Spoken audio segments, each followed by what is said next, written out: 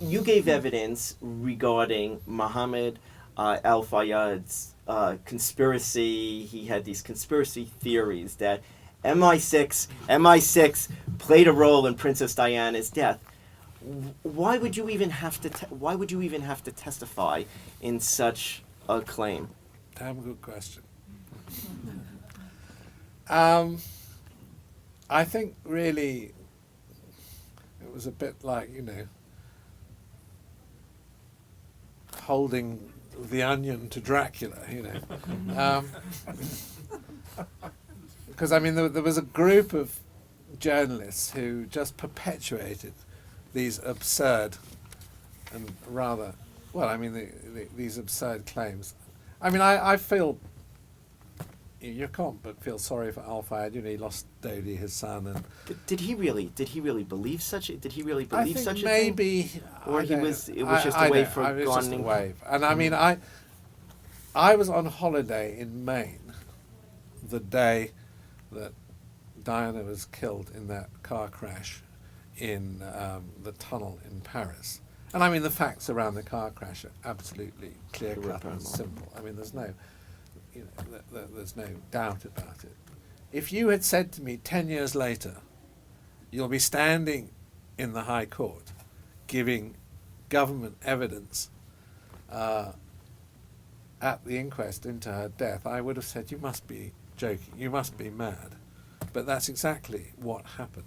And the government, I was by then in the private sector, I had left, but the government literally went down on bended knee and said, please, please, please, will I do this? I could have said no, but actually I was personally offended because Al-Fayyad had named me because I had been the key person in Paris responsible partly for the liaison with the, before that, but it was known that I had close links with the French security service. So, I really wanted to sort of slay this ridiculous myth. But of all the things that happened in my career, it was the most bizarre. And the amount of attention.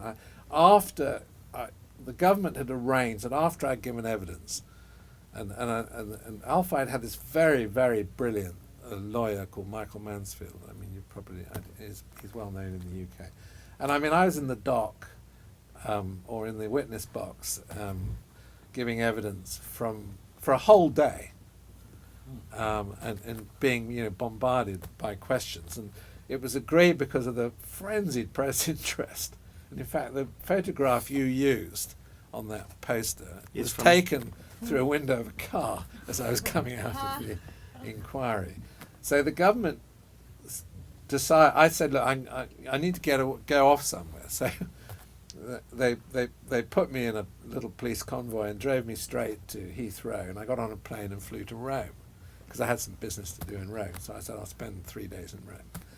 So I was staying in this hotel in Rome, and I come down to breakfast in the morning, and Corriere della Sera has got a full front page picture of me. There I am staying in the hotel, but anyway, strange events. So you don't plan to testify in any more of these conspiracy cases in the future? Well, no. Good. Good. I really hope that that's the last time I have to. But the Chilcot inquiry has yet to report. So. Do you think it'll happen in any of our lifetimes here? It's Chilcot been going on for over 10 years. It's due out in about. I think it's due out in about 3 or 4 months' time. Is he writing the equivalent version of War and Peace that it's so long? Yeah, it's certainly it's over 2,000 pages, I'm told.